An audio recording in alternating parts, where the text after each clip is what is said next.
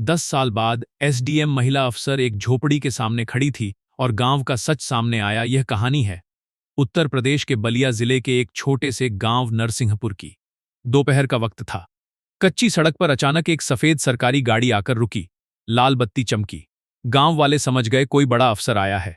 गाड़ी का दरवाजा खुला। खाकी नहीं बल्कि सफेद साड़ी और नीली बॉर्डर में एक महिला उतरी। आंखों में शक्ति थी, लेकिन उसके पीछे छुपा था एक टूटा हुआ अतीत। वह थी एसडीएम काव्या मिश्रा। उसकी नजरें सीधी उस मिट्टी की झोपड़ी पर टिक गईं, जहां 10 साल पहले उसका रिश्ता टूटकर बिखर गया था। झोपड़ी के अंदर था रघु, वह आदमी जो कभी उसका पति था। 10 साल पहले तब काव्या अफसर नहीं थी। हाथ में किताबें, आंखों में सपना। रघु गांव का साधारण लड़का था, कम बोलने वाला, ज्यादा सहने वाला। काव्या ने एक दिन कहा था, मैं अफसर बनना चाहती हूं। रघु ने न सवाल किया, न हंसा, बस बोला, मैं साथ हूं जब तक मंजिल न मिले। शादी हुई। घर छोटा था, लेकिन हौसले बड़े। काव्या रात भर पढ़ती। रघु चुपचाप लालटेन ठीक करता, पानी रख देता। पहली बार परीक्षा में फेल हुई काव्या रोई। रघु ने बस इतना कहा, हारने से सपना छोटा नहीं होता। तीसरी बार काव्या सेलेक्ट हो गई और यहीं से दूरी शुरू हुई। अफसर बनने के बाद शहर, पद, मीटिंग, कॉल। रघु वही था, लेकिन अब अनफिट लगने लगा। काव्या ने एक दिन कहा, तुम गांव जैसी बातें मत किया करो। एक दिन और कहा, मेरे ऑफिस में लोग तुम्हें देखकर अजीब महसूस करते हैं। रघु चुप रहा।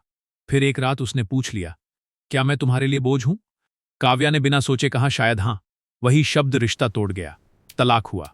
रघु गांव लौट आया, बिना शिकायत, बिना इल्जाम। वर्तमान एसडीएम काव्या झोपड़ी के दरवाजे पर खड़ी थी। अंदर से आवाज आई, आ रहा है। दरवाजा खुला। रघु सामने था, कमजोर शरीर, शांत आंखें। उसने बस पूछा, कहिए, क्या काम है? काम। काव्या का दिल कांप गया। गांव का सच, गांव की बुजुर्ग शांति देवी आगे आईं। बिटिया, रघु ने कभी किसी से कुछ नहीं कहा। फिर गांव वालों ने बताया, तलाक के बाद शहर में रघु को अफसर का पति कहकर ताने मिले।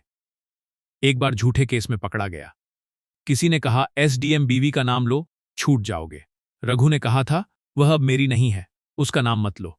उस दिन मार भी खाई, पर आवाज नहीं उठाई।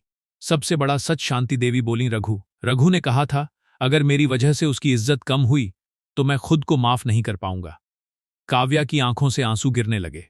उसने कांपते हुए पूछा, तुमने मुझे बताया क्यों नहीं? रघु ने शांत स्वर में कहा, आपने कभी पूछा ही नहीं। अंत काव्या ने मदद करनी चाहिए। रघु ने मना कर दिया। फिर काव्या बोली, इस गांव में एक स्कूल खोलना चाहती हूं। तुम्हारे नाम से नहीं, मेरे नाम से नहीं। रघु कुछ देर चुप रहा। फिर बोला, मैं पढ़ाऊंगा बच्चों के लिए, एहसान के लिए नहीं। शाम ढल गई। काव्या गाड़ी में बैठी। आज वह अफसर नहीं, इंसान थी। पीछे रघु बच्चों को बुला रहा था, कल से पढ़ाई शुरू। सीख, मॉरल, रिश्ते ताकत से नहीं, समझ से चलते हैं। और कभी कभी जो सबसे ज्यादा सहता है वही सबसे मजबूत होता है। ऐसी ही सच्ची और दमदार कहानियों के लिए चैनल को अभी सब्सक्राइब करें। वीडियो पसंद आए तो लाइक और शेयर जरूर करें।